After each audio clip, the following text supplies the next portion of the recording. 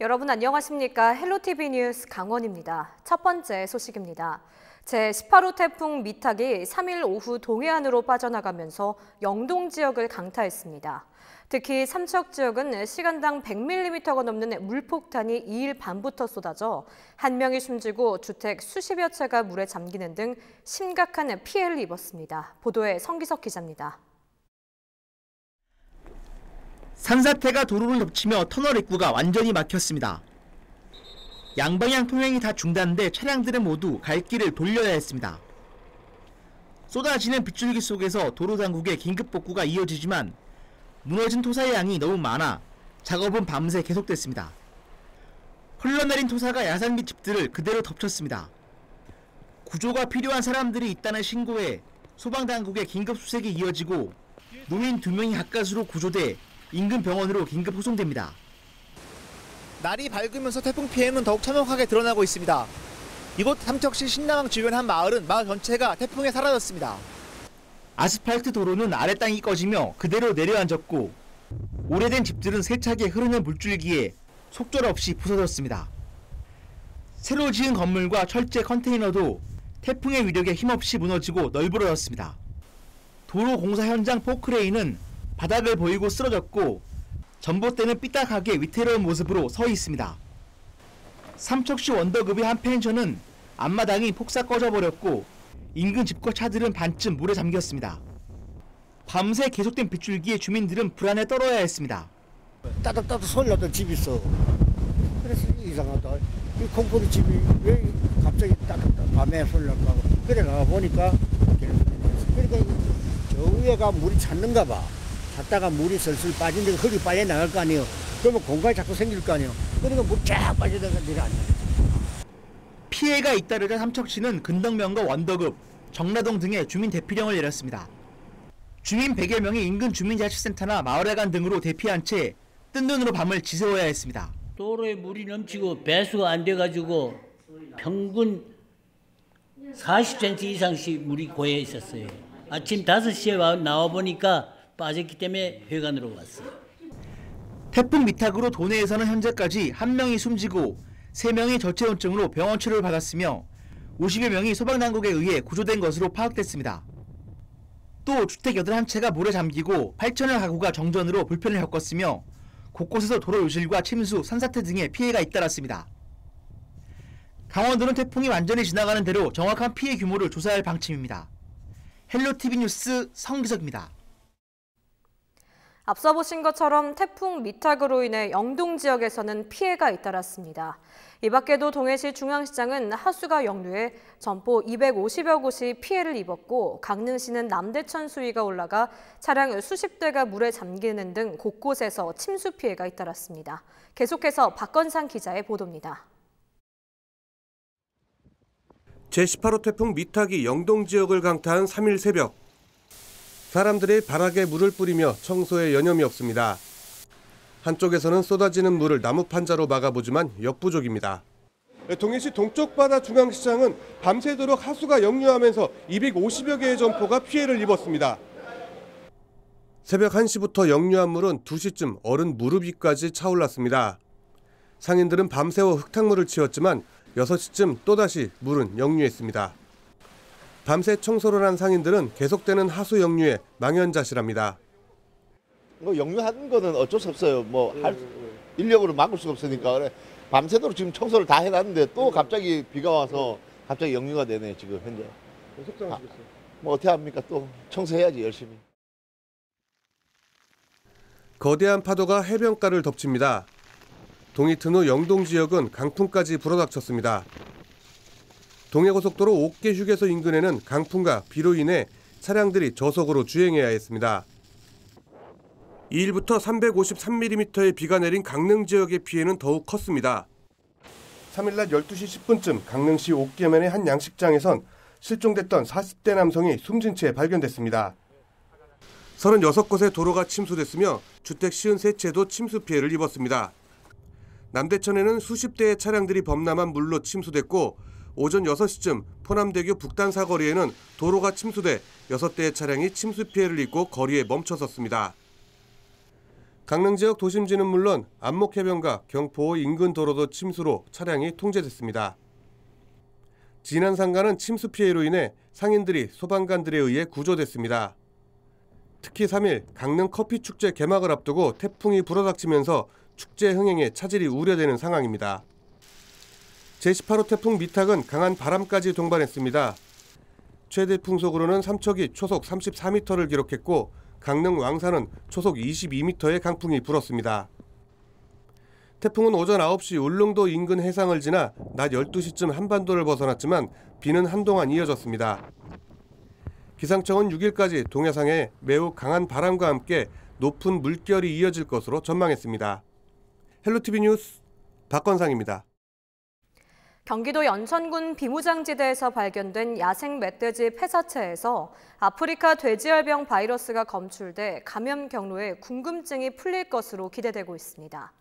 하지만 김포에서 13번째 확진 농가가 나오는 등 전국 확산에 대한 불안감은 여전하고 구제역과 고병원성 AI 발생 시기까지 도래해 유입 차단을 위한 강원도의 긴장감이 고조되고 있습니다. 보도에 한재영 기자입니다.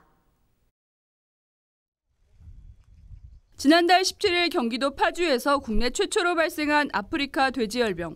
불과 열흘 만에 9건의 확진 판정이 나왔고 한강 이남으로 급속히 번지면서 전국 확산에 대한 우려가 제기됐습니다. 강원도는 이번 주가 최대 고비가 될 것으로 보고 예비비 24억 원을 투입해 긴급 방역과 거점 소독 시설을 확대했습니다. 이것이 한번 퍼져버리면 다시 입식을 할 수 없을 만큼 타격이 크기 때문에 우선 농가 바로 앞에 전부 방역 초소가 만들어져서 이걸 이제 강원도 전역으로 넓혀서 전 농가 전체, 양돈 농가 전체를 이렇게 관리하도록. 외부 반출이 안 돼 분뇨 처리에 어려움을 겪는 농가를 위해 수분 조절제와 임시 분뇨 저장 시설도 지원하기로 했습니다.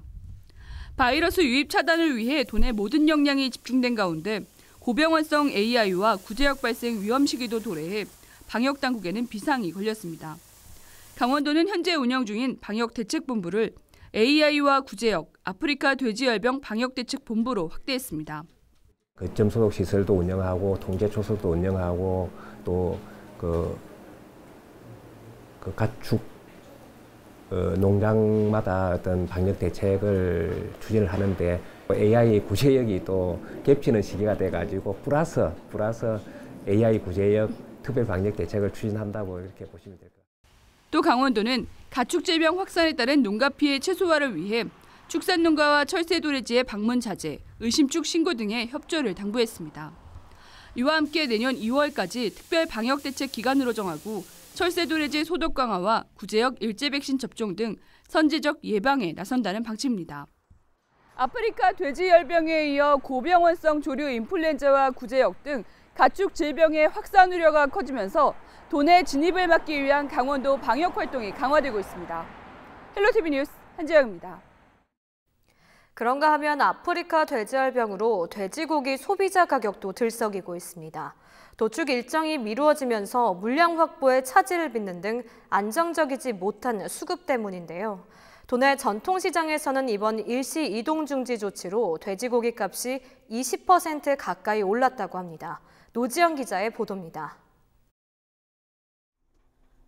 아프리카 돼지열병으로 인한 일시 이동중지 조치가 지난 28일 정오를 기해 해제됐습니다. 감염 농장과 접촉이 없었던 일반 양돈 농가에서는 돼지의 도축과 출하가 가능해진 겁니다. 하지만 언제 또다시 이동중지 명령이 내려질지 모르는 상황. 안정적인 수급이 어려운 상태에서 매입가가 높아지면서 돼지고기 소비자 값도 올랐습니다.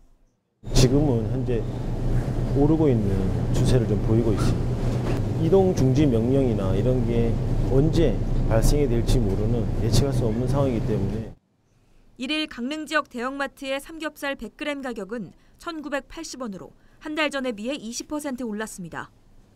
재래시장의 소매점 역시 삼겹살 100g 값은 한 달 만에 2,135원에서 2,590원으로 21%가 급등했습니다. 물량 수급도 어려운 데다 가격까지 오르면서 상인들은 이중고를 겪고 있습니다. 우리가 겪어보지 못한 일이기 때문에 판매하는 입장에서 보면은 굉장히 안타까워요. 이제 전부 다 소비도 위축되고 가격도 상승되고 이러니까. 돼지열병이 급속히 확산되면서 소비자들도 돼지고기 사기를 꺼려하고 있습니다. 전혀 안 사 먹어요. 아 그래요? 어떤 것 때문에 그러나요? 병원체가 있을까 봐. 전문가들은 아프리카 돼지열병 바이러스가 돼지 세포에 침입해 증식하는 구조를 띠고 있는 반면 사람에게는 전혀 무해하다고 설명합니다. 이 바이러스는 세포 안으로 들어가려면 수용기라고 하는 세포가 이렇게 있으면 이 수용기가 이렇게 있잖아요. 이 수용기를 타고 들어가야 돼요. 얘는 돼지하고 소하고 다른 동물, 사람을 포함한 모든 동물이 이 수용기가 틀리게 생겼어요. 그래서 이 바이러스가 아무리 들어간다고 해도 세포 안으로는 들어갈 수가 없어서. 유례 없는 아프리카 돼지열병에 돼지고기 판매자와 소비자의 혼란이 가중되고 있습니다. 헬로티비 뉴스 노지영입니다.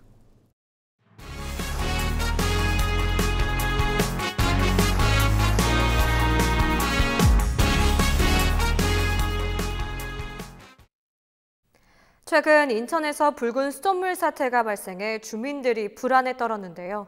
강원도도 사정이 크게 다르지 않다고 합니다. 상수도 노후가 심각하기 때문인데 이런 이유로 정수장에서 공급된 수돗물 중 상당수가 새나가고 있다고 합니다. 장진철 기자가 취재했습니다. 투명해야 할 수돗물이 붉은색을 띠고 있습니다. 지난 8월 춘천 서면과 신부급 일대에서 이런 붉은 수돗물이 2번이나 발생한 겁니다. 춘천시는 상수도관에 있던 녹을 원인으로 추정하고 있습니다.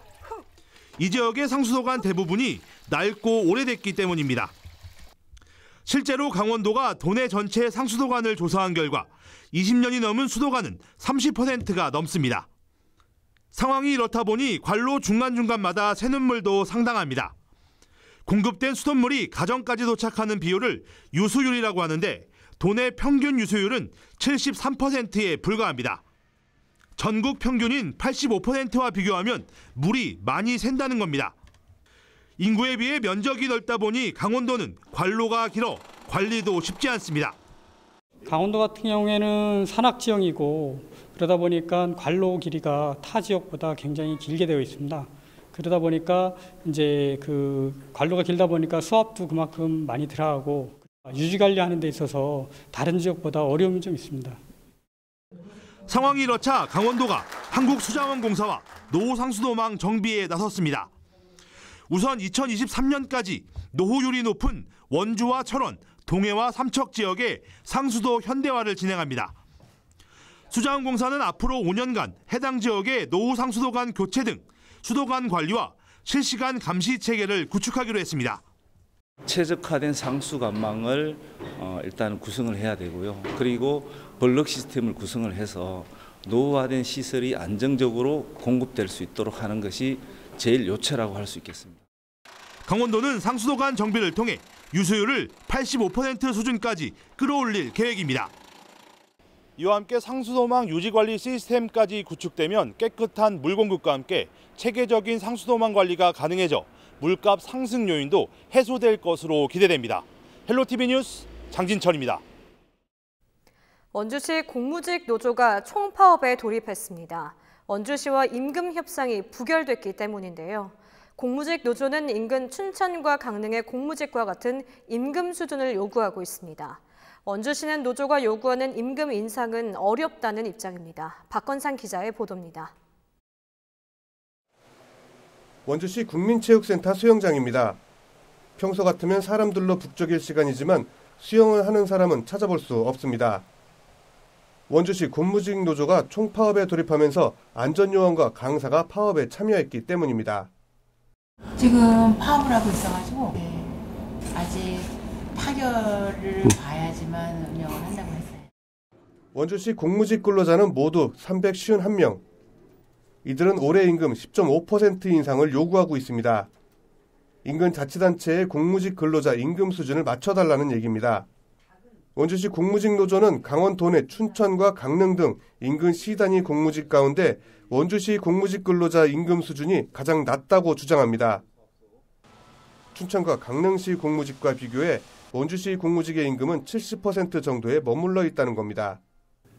그러니까 공무원 9급, 8급을 맞춰달라는 게 아니라 원주의 뭐 3개 아니 강원도 3개시를 보더라도 뭐 강릉, 춘천은 우리보다 월등하게 임금이 세거든요.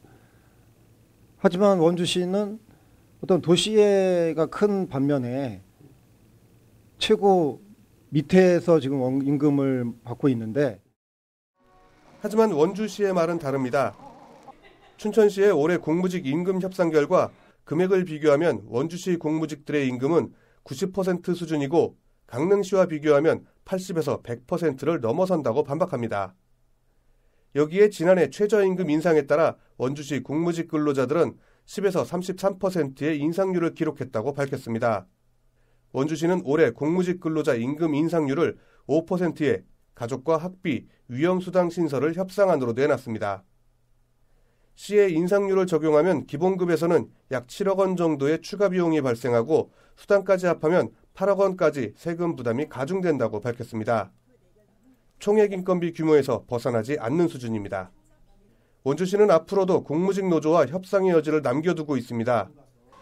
하지만 원주시 공무직 노조는 춘천시 공무직 근로자 임금 수준을 강하게 요구하고 있습니다. 원주시와 공무직 노조 간의 입장 차이가 커 임금 협상 타결은 당분간 쉽지 않을 것으로 전망됩니다. 헬로티비 뉴스 박건상입니다. 다음 달 14일 실시되는 2020학년도 수학능력시험을 앞두고 강원도 교육청이 본격적인 수능시험 준비체제에 돌입했습니다. 지금까지 열심히 달려온 수험생들도 좋은 결과를 얻기 위해서는 자신의 지원 학교와 방법 등에 따른 맞춤형 지원 전략을 수립해야 합니다. 한재현 기자의 보도입니다. 2020학년도 대학 수학능력시험이 한 달여 앞으로 다가왔습니다. 강원도교육청은 2일 시험장 관리본부장 임명장을 수여하고 본격적인 수능체제에 돌입했습니다. 또 오는 16일 시험장 점검관 회의를 시작으로 도내 7개 시험지구 44개 시험장 방송시설을 점검하는 등 차질이 없도록 만반의 준비에 나섭니다. 수능 시험장에 대한 점검이 4단계로 이루어지고 있습니다. 학교 자체 점검, 그리고 교육지원청 점검, 그리고 본청의 중등 장학사님들이 시험장을 점검하시고요. 마지막으로 저희 본청의 수능 담당 업무 부서에서 시험장 관리 등을 점검할 계획이 있습니다. 수험생들도 막바지 공부에 한창입니다. 특히 학습 시간이 많지 않은 만큼 이제는 자신의 지원 성향에 따라 맞춤형 전략을 세우는 게 중요합니다. 이에 수시 지원자는 지원 대학의 수능 최저학력 기준 적용 여부를 확인해 준비하고 정시 우선자는 목표 대학의 영역별 가중치나 가산점 등을 확인해 선택과 집중을 하는 것이 좋습니다.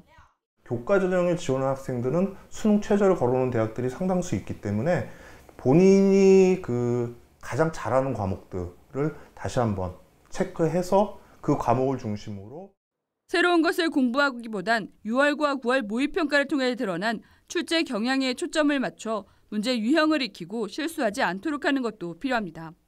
이와 함께 전문가들은 생활 리듬을 수능 시간표에 맞춰 수능 당일 집중도와 신체 리듬을 높일 수 있도록 해야 한다고 조언했습니다.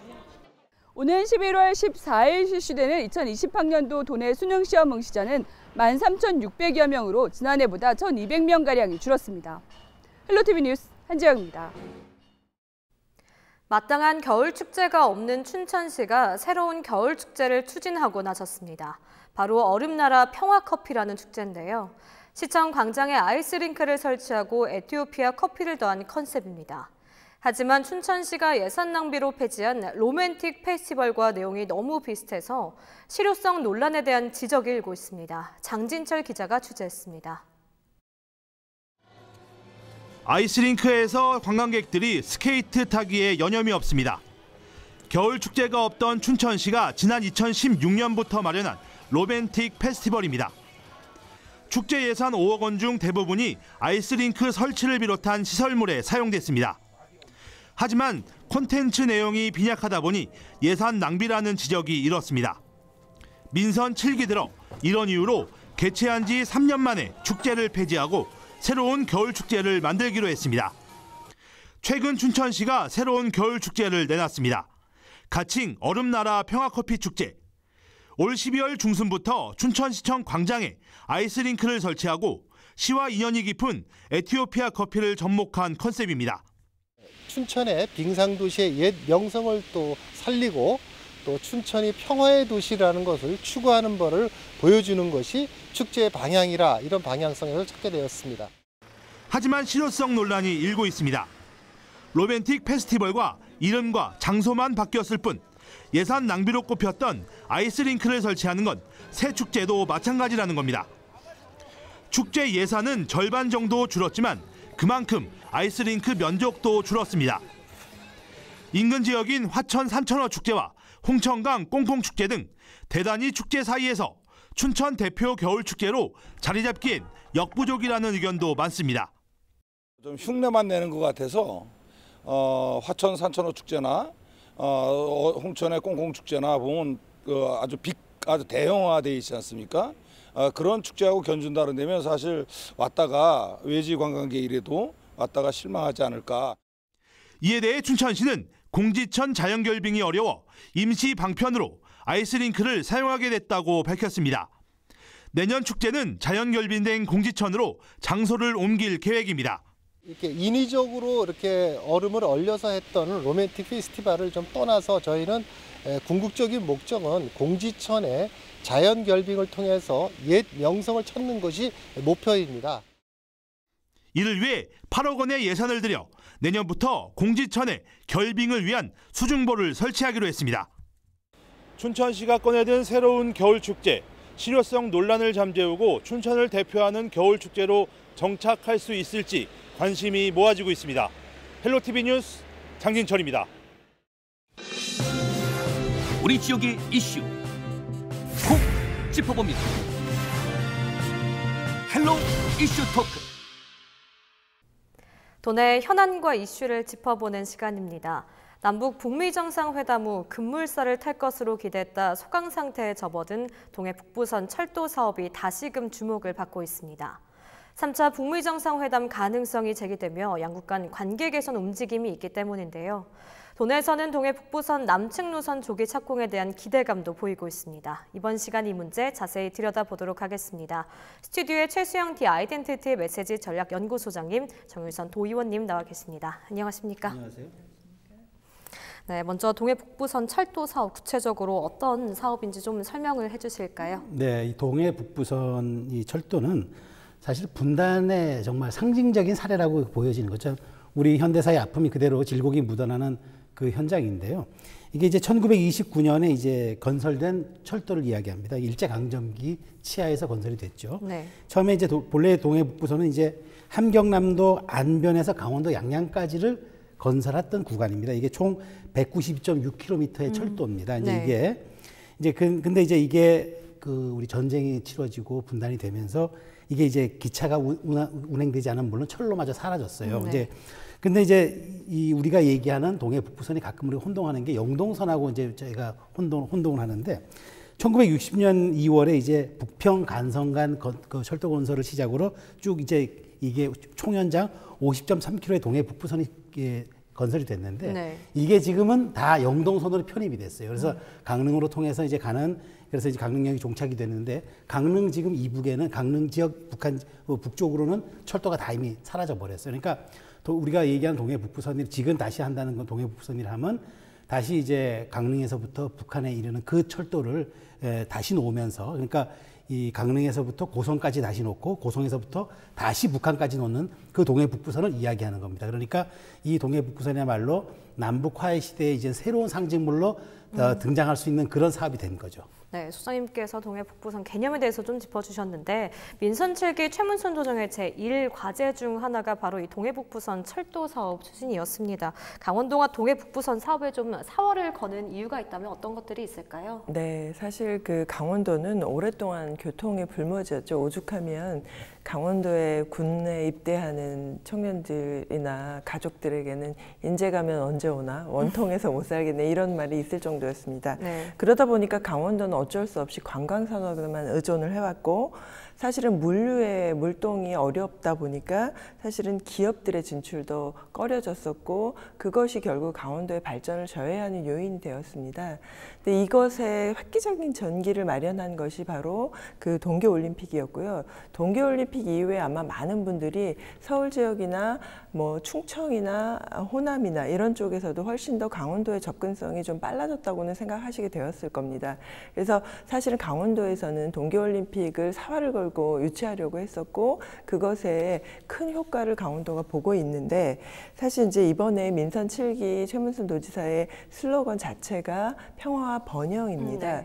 이것은 이제 강원도가 북으로 막혀 있는 북강원도와의 교류를 시작으로 해서 강원도의 제2의 도약을 막겠다는 의미인데요. 사실 그런 의미에서도 철도를 놓는 것은 굉장히 중요한 의미를 갖고요. 아까 이제 최 소장님이 말씀하셨듯이 일제강점기에 사실은 이 철로는 굉장히 아픈 철로였죠. 그 산림 자원과 지하 자원을 수탈하기 위해서 만들었던 그런 철로가 이제 앞으로는 평화와 번영을 가져올 강원도의 새로운 구간으로 지금 아직 연결되어지지 않은 강릉에서부터 제진 구간을 만들려고 하는 부분이고요. 이것이 사실은 연결이 되는 순간 강원도는 시베리아를 넘어 유럽으로까지 발전할 수 있는 기회를 가져올 것이라고 생각합니다. 네, 뭐 의원님께서 동해북부선 구축 의미에 대해서 좀 짚어주셨는데 동해북부선 사업이 사실 뭐 강원도뿐만 아니라 우리나라 이제 전체 균형 발전 측면에 봤었을 때도 꼭 필요한 사업이라는 생각이 드는데 이 균형 발전 측면에서 동해북부선이 꼭 필요한 이유가 있다면 어떤 것들이 있을까요? 네, 아까도 말씀드렸듯이 이제 경부선을 중심으로 우리나라는 이제 그 모든 물류와 그다음에 철도나 도로가 개통이 되기 시작했습니다. 그리고 그쪽이 훨씬 더 많은 발전을 했고 그러다 보니까 이제 그 산업도 그쪽으로 발전을 한 부분이 있습니다. 그렇게 해서 이제 강원도나 충청권이나 이런 쪽이 호남권이 아무래도 국토의 균형 발전의 측면에서 한 축을 담당해야 하는 부분이 좀 미흡했던 부분이 있습니다. 그래서 실제로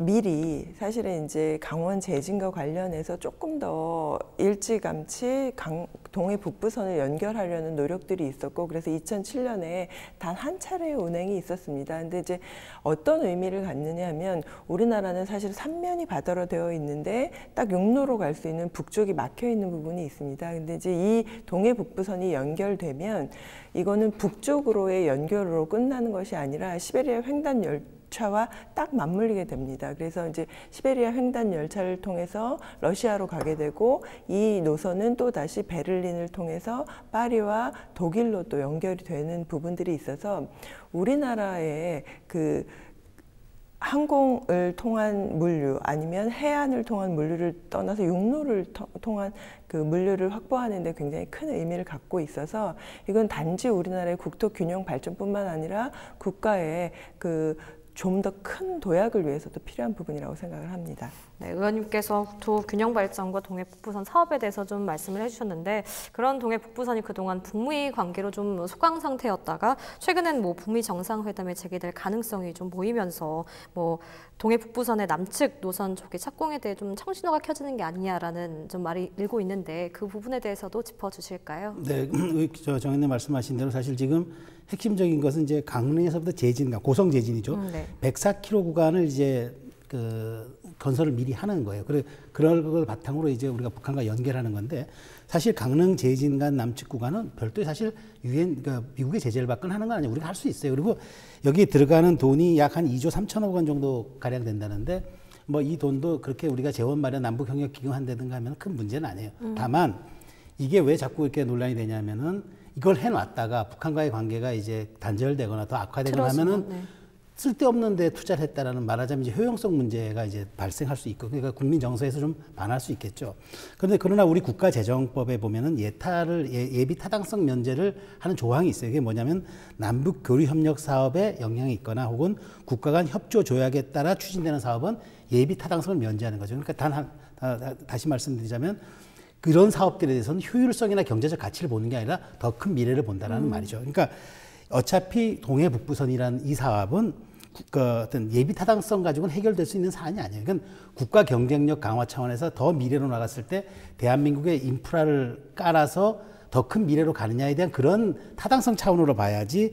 그러니까 우리가 유라시아에 진출할 수 있는 그 길목을 우리가 세워놓는다. 이런 차원에서 접근해야지 단순히 효용 대비 투자 가치 이렇게 놓고 보면 이건 건설이 안 되는 거죠. 그렇기 때문에 이제 이 남북에 이래서 이제 지지부진했던 거예요. 그런데 북미 정상회담이 만일 여기서 동력을 받는다면은 이제 뭐 남북 불가침 조약이라든가 더 나아가서는 북한의 선제적 비핵화 조치라든지 이런 것이 이루어지게 되면은 이제 이 사안 자체가 우리 국토의 대동맥이 될 수 있는 거죠. 그러기 위해서 준비를 해놔야 되는데, 그래서 지금 저기 아쉬웠던 게 지금까지는 좀 소강 상태에 접어들었고 답보 상태였지만 다시 지금 동력을 받는 것처럼 보이기 때문에 이 동해 북부선 건설에 대한 기대감이 커지고 있는 겁니다.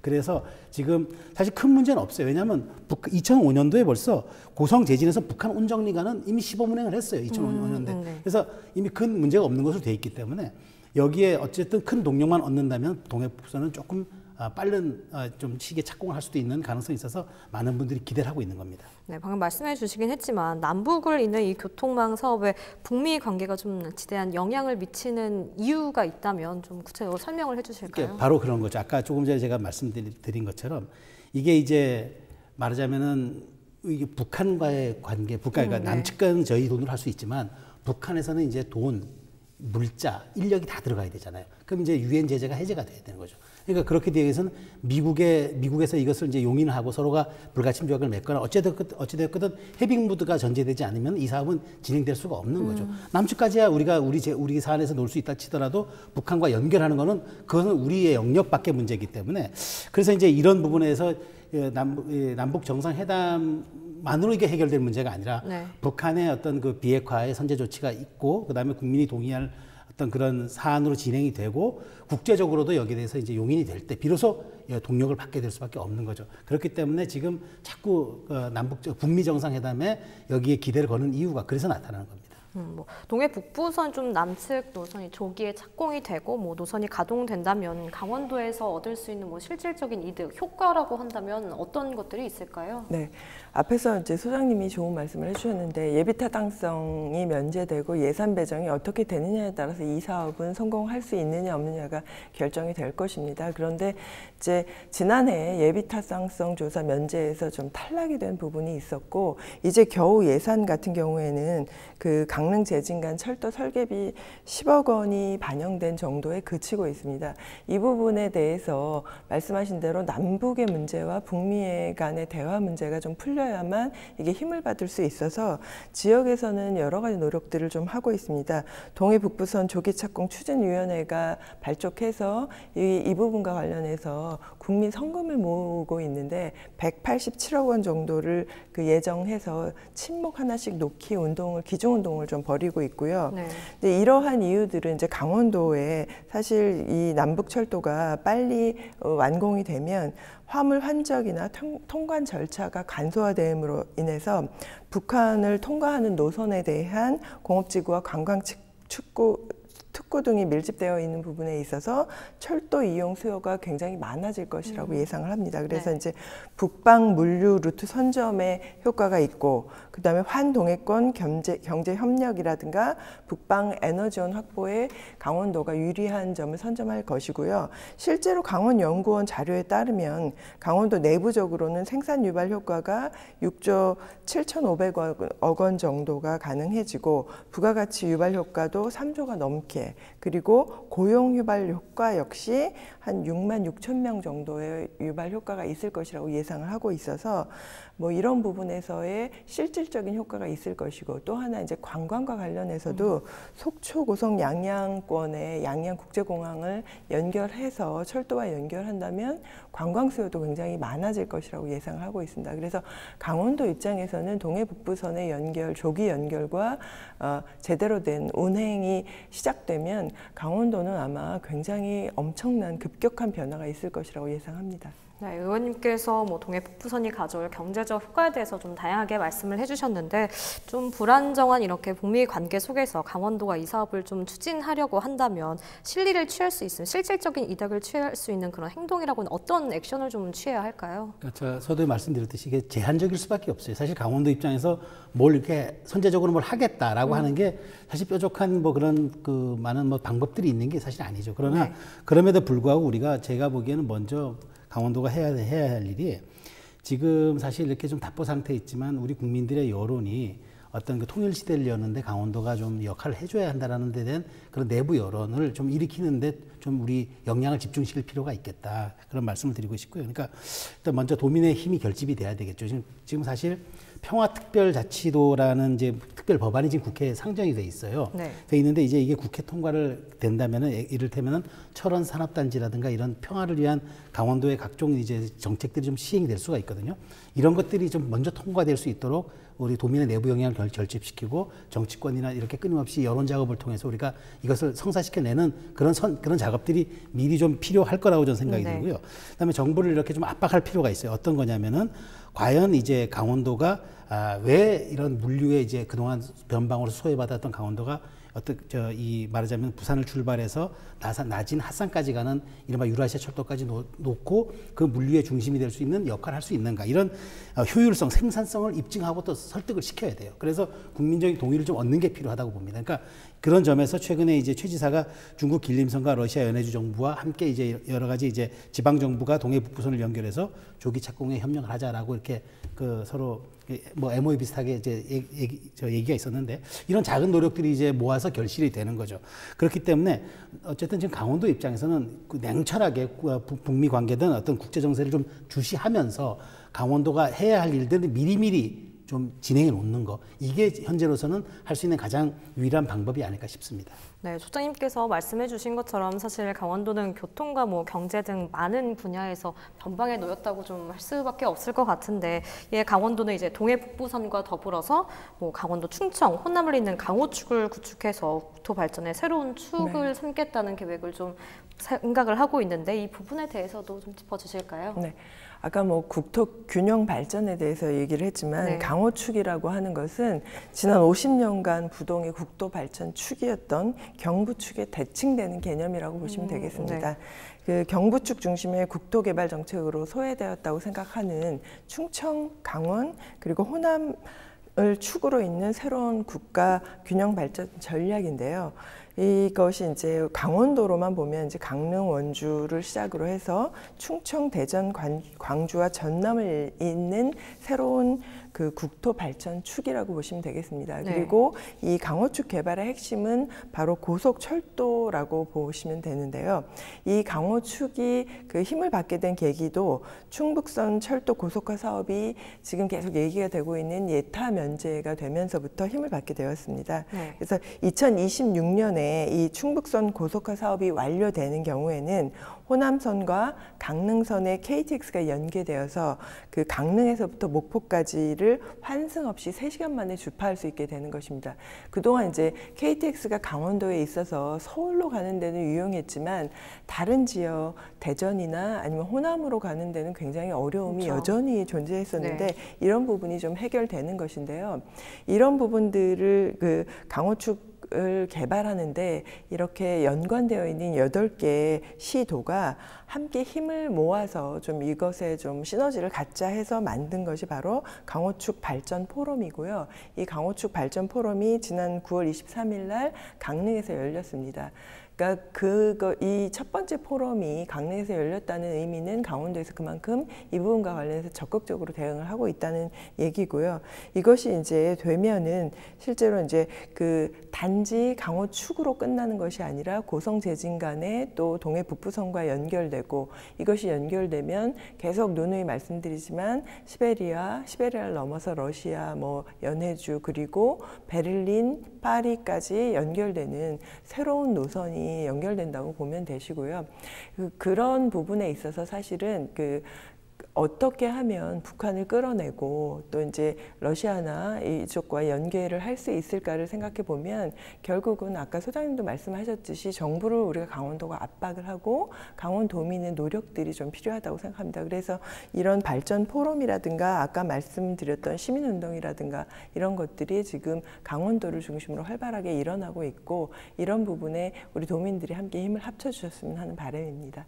네, 이번 시간 두 분과 동해 북부선 남측 노선 조개 착공을 주제로 이야기를 나눠보고 있는데 이 사업이 앞으로 좀 어떻게 진행이 될 거라고 좀 전망을 하시는지 수장님 말씀해 주실까요? 네, 저는 이제 일단 먼저 북미 회담이 문제가 되겠죠. 그러니까 지금 사실 조금 긍정적일 수 있는 게 트럼프 대통령이 지금 탄핵 위기에 처해 있으면서 북한 카드를 돌파구로 마련할 수 있다는 얘기들이 나오고 있어요. 그래서 지금 볼턴을 매파라고 불려지는 볼턴을 교체한다든가 이런 작은 움직임이 있고 또 북한은 북한 나름대로 지금 내부 정세도 있어서 미국의 트럼프 대통령에 대한 기대를 많이 펼치고 있는 상황이에요.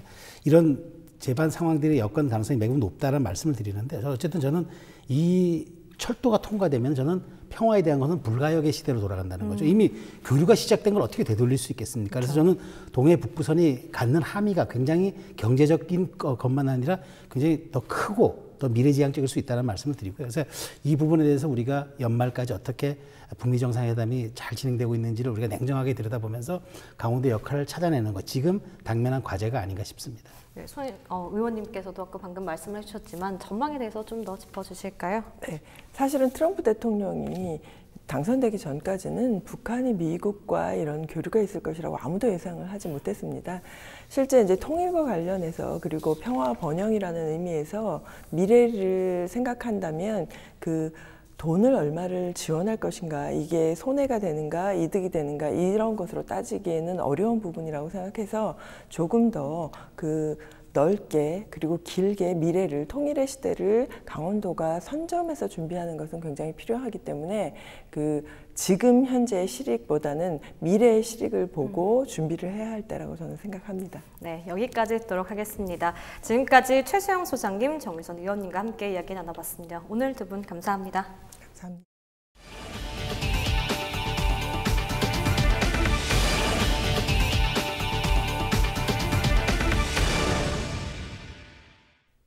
원주 SRF 열병합 발전소 사업자가 신청한 건축 허가를 자진 취하했습니다. 원주시는 발전소 사업자인 원주에너지가 1일자로 발전소 허가 신청을 취하해 즉시 처리했다고 밝혔습니다. 원주에너지는 관련법상 신재생 에너지 공급 인증의 마지막 기회인 9월 중 건축 허가를 받지 못해 내린 결정이라고 설명했습니다. 한편 원주에너지는 원주시가 내걸었던 보완 사안 중 부지 확보가 완료되면 재추진할 것으로 예상하고 있습니다. 올 가을 강원 지역 자연산 송이 채취량이 지난해보다 큰 폭 감소한 것으로 나타났습니다. 산림조합 송이 공판 현황을 보면 지난 29일 기준 강원 지역 산림조합에서 공판된 송이는 모두 11,310kg으로 지난해 같은 기간의 절반 수준에 그쳤습니다. 가장 많은 감소폭을 보인 삼척 지역 송이 채취량은 지난해 3,500kg에서 올해 약 1,000kg으로 70% 이상 감소했습니다. 양양송이 채취량은 지난해 7,430kg에서 올해 2,395kg으로 지난해 비해 68% 줄었습니다. 산림조합과 송이 채취 농가들은 올여름 고온 건조한 날씨가 이어지면서 송이가 제대로 생육하지 못한 것으로 분석하고 있습니다. 강원도가 소나무 재선충병 확산 방지를 위해 매개충인 북방수염 하늘소의 월동기인 이달부터 내년 3월까지 20억 5천만 원을 투입해 집중 방제를 추진합니다. 올 하반기에는 예찰 등을 통해 확인된 감염목 405그루를 포함해 고사목 6천여 그루를 전량 제거합니다. 또 수집이 어려운 지역은 훈증 또는 그물망 피복 처리를 실시하고 피해 고사목 주변 210헥타르에는 예방나무 주사를 실시합니다. 강원도는 이와 함께 소나무류의 인위적 이동에 의한 감염 경로를 차단하기 위한 반출 금지 구역을 확대하고 이동 단속과 홍보를 강화할 계획입니다. 대한민국 최고의 서핑 고수를 가리는 양양 서핑 페스티벌이 오는 11일부터 나흘간 양양 죽도해변에서 열립니다.